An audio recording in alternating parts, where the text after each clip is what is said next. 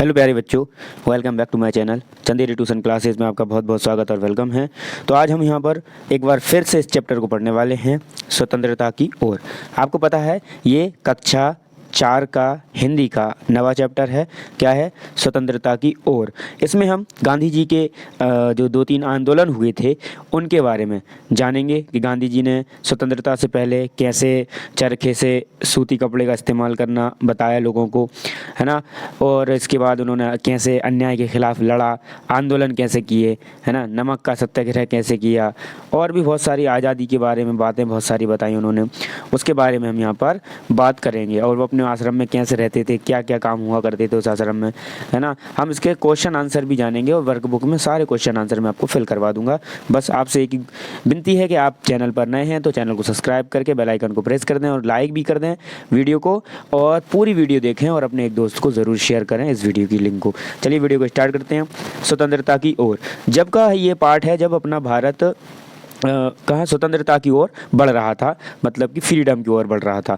तो धनी को, अब इसमें एक लड़का नाम है धनी। धनी को पता था कि आश्रम में कोई बड़ी योजना बन रही है, पर उसे कोई पूछ ना बताता, है ना। कोई भी उसे कुछ ना बताता था, कुछ नहीं बताता था कोई उसको। वे सब समझते थे कि मैं 9 साल का हूँ इसलिए मैं बुद्धू हूँ, पर मैं बुद्धू नहीं हूँ। धनी मन ही मन बड़बड़ाया। धनी और उसके माता पिता बड़ी खास जगह में रहते थे, अहमदाबाद के पास महात्मा गांधी के साबरमती आश्रम में, जहाँ पूरे भारत से लोग रहने आते थे। गांधी जी की तरह वे सब भी भारत की स्वतंत्रता के लिए लड़ रहे थे।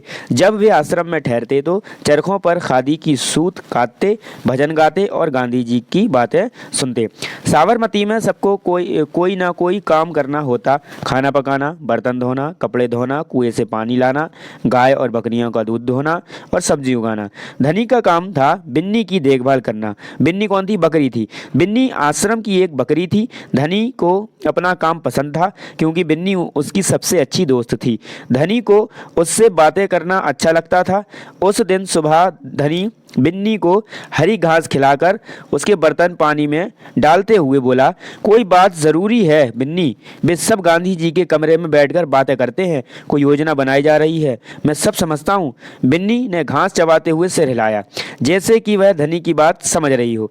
धनी को भूख लगी। कूदती फांदती बिन्नी को लेकर वह रसोई घर की तरफ चला। उसकी माँ चूल्हा फूंक रही और कमरे में धुआं भर रहा था। अम्मा, क्या गांधी जी कहीं जा रहे हैं? उसने पूछा। खांसते हुए माँ बोली, वे सब यात्रा पर जा रहे हैं। यात्रा? कहाँ जा रहे हैं? धनी ने सवाल किया। समुद्र के पास कहीं। अब सवाल पूछना बंद करो और जाओ यहाँ से धनी, अम्मा जरा गुस्से में बोली। पहले मुझे खाना पकाने दो। धनी सब्जी की क्यारियों की तरफ निकल गया जहाँ बूढ़ा बिंदा आलू खोद रहा था। बिंदा, बिंदा चाचा। धनी उनके पास बैठ गया। आप भी यात्रा पर जा रहे हैं क्या? बिंदा ने सिर हिलाकर मना किया। उसके कुछ बोलने से पहले धनी ने उतावले होकर पूछा, कौन जा रहा है? कहाँ जा रहे हैं? क्या हो रहा है?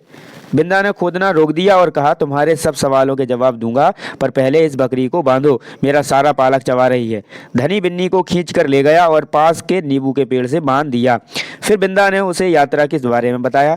गांधी जी और उनके कुछ साथी गुजरात में पैदल चलते हुए दांडी नाम की जगह पर समुद्र के पास पहुंचेंगे। गाँवों और शहरों में रोते हुए पूरा महीना चलेंगे।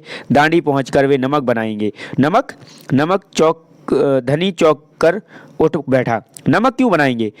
वह तो किसी भी दुकान से खरीदा जा सकता है। हाँ मुझे मालूम है, बिंदा हंसा, और पर महात्मा जी की योजना है। यह तो तुम्हें पता ही है कि वह किसी बात के विरोध में ही यात्रा करते हैं या जुलूस निकालते हैं ना। हाँ बिल्कुल सही, मैं जानता हूँ। वे ब्रिटिश सरकार के खिलाफ सत्याग्रह के जुलूस निकालते हैं जिससे कि उनके खिलाफ लड़ सकें और भारत स्वतंत्र हो जाए। पर नमक को लेकर विरोध क्यों कर रहे हैं? यह तो समझदारी वाली बात नहीं है। बिल्कुल धनी, क्या तुम्हें पता है कि हमें नमक पर कर यानी कि टैक्स देना पड़ता है? अच्छा। धनी हैरान रह गया। नमक की ज़रूरत सभी को है, इसका मतलब है कि हर भारतवासी गरीब से गरीब भी यह कर देता है। कर मतलब टैक्स देता है।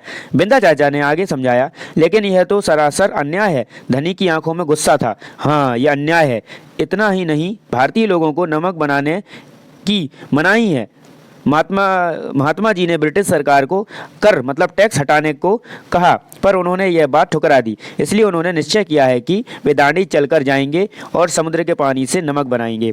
1 महीने तक पैदल चलेंगे। धनी सोच कर परेशान हो रहा था, गांधी जी तो थक जाएंगे, वे दांडी बस या ट्रेन से क्यों नहीं जा सकते, क्योंकि यदि वे इस लंबी यात्रा पर दांडी तक पैदल जाएंगे तो यह खबर फैलेगी, अखबारों में फोटो छपेगी, रेडियो पर रिपोर्ट आ जाएगी और पूरी दुनिया के लोग यह जान जाएंगे कि हम स्वतंत्रता के लिए लड़ रहे हैं, और ब्रिटिश सरकार के लिए यह बड़ी शर्म की बात होगी। गांधी जी बड़े अक्लमंद हैं ना? धनी की आंखें चमकी। बिंदा ने हंसकर कहा, हाँ वह तो है ही। दोपहर को जब आश्रम में थोड़ी शांति छाई, धनी अपने पिता को ढूंढने निकला। वह पेड़ के नीचे बैठकर चरखा काट रहे थे। पिताजी, क्या आप और अम्मा दांडी यात्रा पर जा रहे हैं? धनी ने सीधे काम की बात पूछी। मैं जा रहा हूँ, तुम और अम्मा यहीं रहोगे। मैं भी आपके साथ चल रहा हूँ। बेकार की बात मत करो धनी, तुम इतना लंबा नहीं चल पाओगे, आश्रम के नौजवान ही जा रहे हैं। धनी ने हट पकड़ ली। मैं 9 साल का हूँ और आपसे तेज दौड़ सकता हूँ। धनी के पिता ने चरखा रोककर बड़े धीरज से समझाया, सिर्फ वे लोग जाएंगे जिन्हें महात्मा जी ने खुद चुना है। ठीक है, मैं उन्हीं से बात करूंगा, यह जरूर हाँ कहेंगे।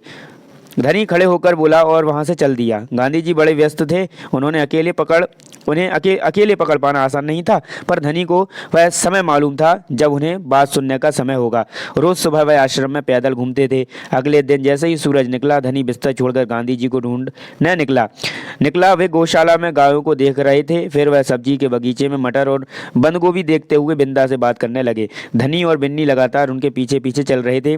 अंत में गांधी जी अपनी झोपड़ी की ओर चले। बरामदे में चरखे के पास बैठकर उन्होंने धनी को पुकारा, यहाँ आओ बेटा। धनी दौड़कर उनके पास पहुंचा। बिन्नी भी साथ में कूदती आई। तुम्हारा क्या नाम है बेटा? धानी। बापू।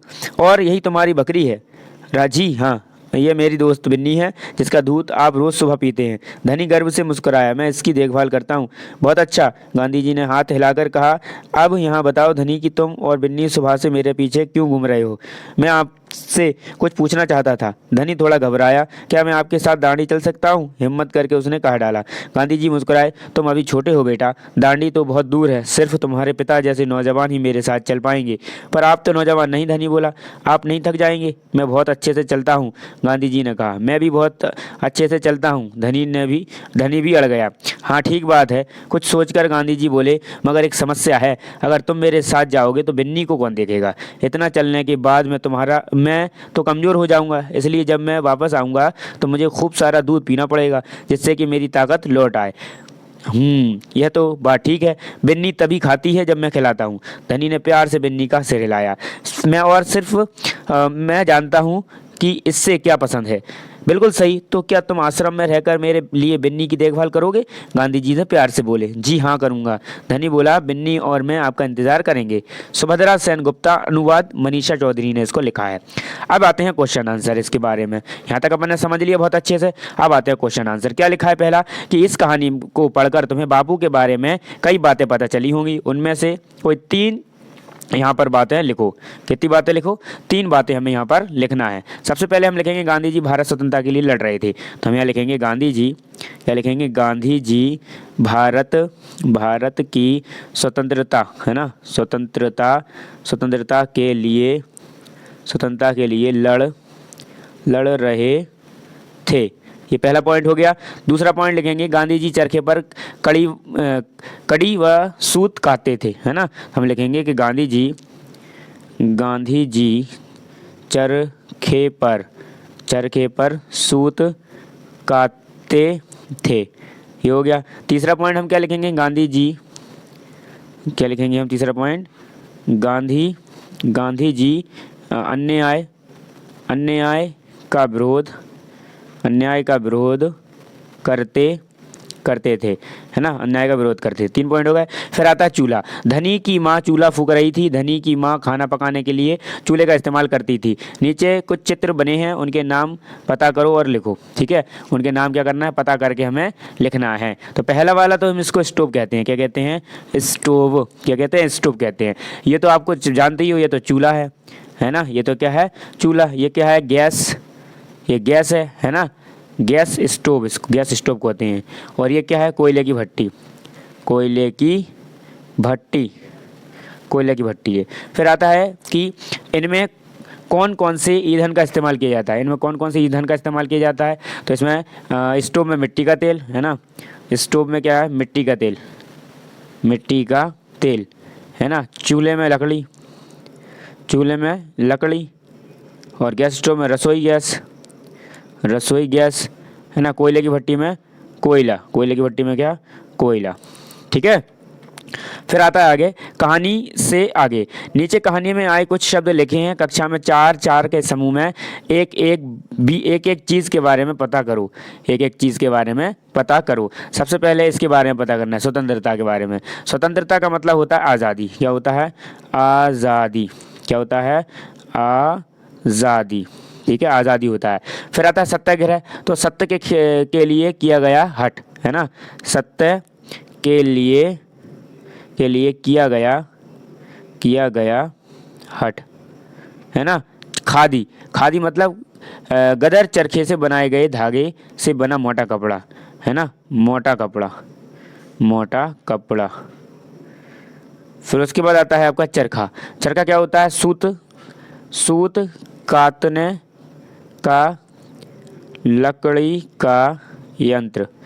ठीक है, फिर आता है कि तुम इन काम में अपने दोस्तों से, बड़ों से, शब्दकोश या पुस्तकालय से सहायता ले सकते हो। जानकारी इकट्ठा करने के बाद कक्षा में इसके बारे में बताओ। ठीक है, फिर आता है आगे कि आगे की कहानी। गांधी जी ने धनी से कहा, तुम आश्रम में रहकर ही मेरे लिए बिन्नी की देखभाल करोगे। धनी ने गांधी जी की बात मान ली, और जब गांधी जी दांडी यात्रा से लौटे होंगे तब आश्रम में क्या क्या हुआ होगा, आगे की कहानी सोचकर लिखो। तो क्या हुआ होगा आगे की कहानी, हम क्या लिख सकते हैं इसमें, हम ये लिख सकते हैं, इसमें ये बता सकते हैं कि जब गांधी जी दांडी यात्रा से लौटे होंगे तो धनी ने उन्हें माला पहनाई होगी है ना। हो सकता है जल्दी जल्दी से बिन्नी बकरी को दूध लाकर गांधी जी को दे दिया होगा। गांधी जी ने हंसते हंसते बोला होगा, इतने दिन पैदल चलते चलते मैं कमज़ोर हो गया हूँ, अब मेरी ताकत फिर से लौट आएगी, मैं सुबह शाम आपके लिए दूध लेकर आऊँगा। धनी ने खुश होकर ऐसी कहा होगा, ऐसी बन सकती है क्योंकि थक तो जाएंगे वो, इतने लंबा सफ़र करेंगे। तो ये कहानी हो गई। अब उसके बाद यहाँ तक तो हमने कहानी हो गई। अब आता है कहानी से। पहला क्वेश्चन है यहाँ पर, अब क्वेश्चन है कि धनी ने गांधी जी से सुबह के समय बात करना क्यों ठीक समझा होगा।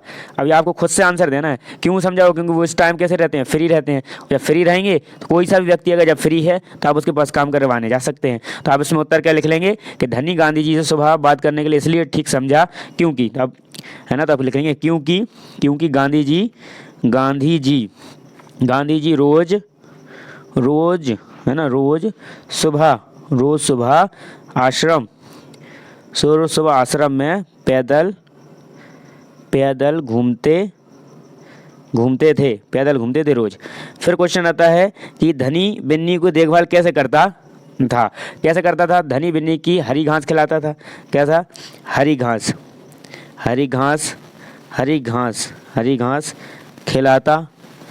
खिलाता था।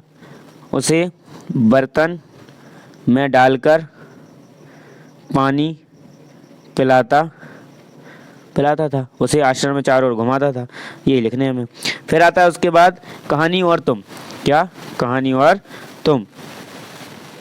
ठीक है, ये तो हो गया। फिर उसके बाद आता है धनी को ये कैसे महसूस हुआ कि आश्रम में कोई योजना बनाई जा रही है।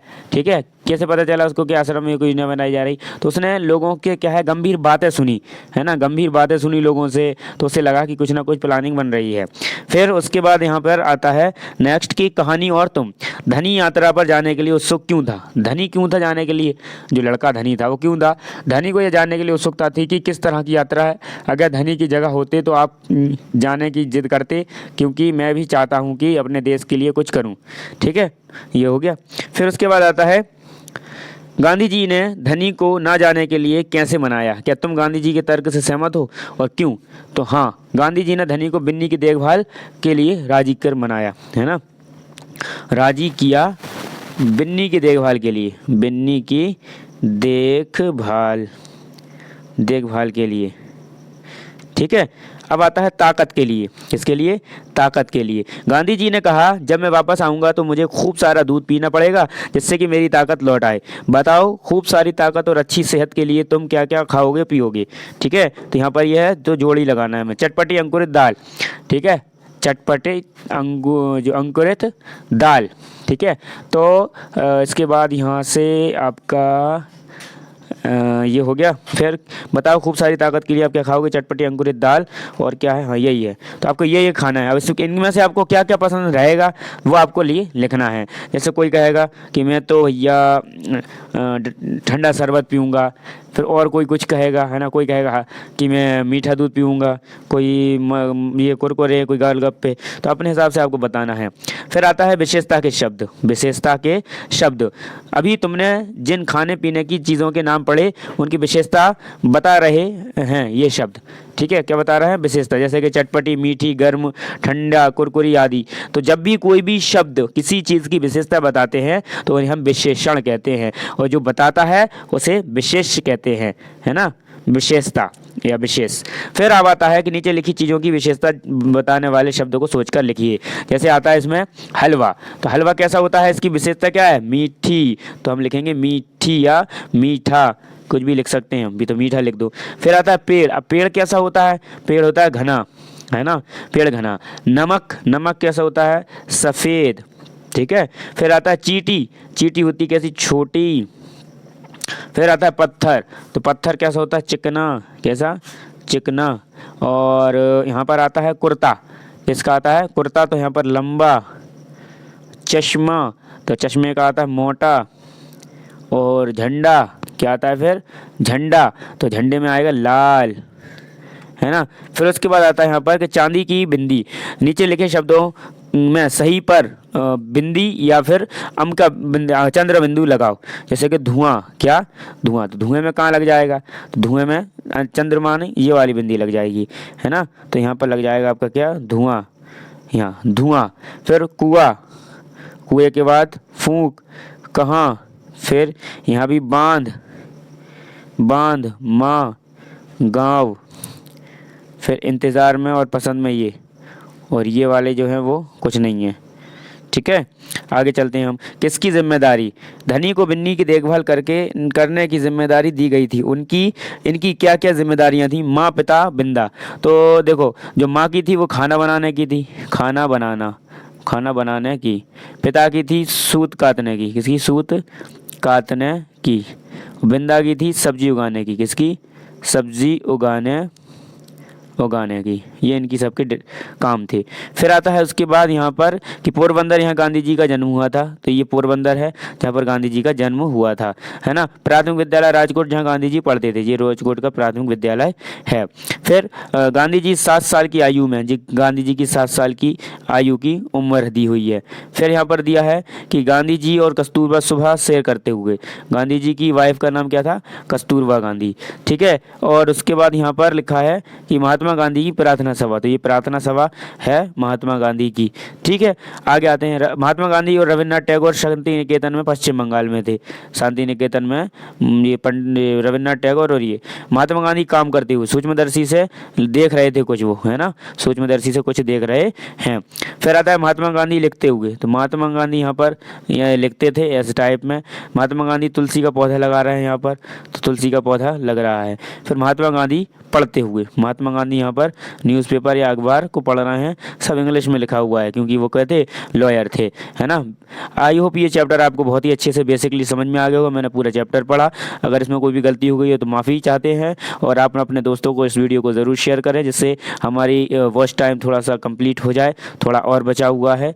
और अपने दोस्तों को भी शेयर कर दें, और प्लेलिस्ट भी देखें जाके। बहुत सारी प्लेलिस्ट मैंने बना दी हैं, आपके जो काम की हो आप उसको वॉच करके अपना सिलेबस कंप्लीट कर लें। Thanks for watching. मिलते हैं नेक्स्ट वीडियो में।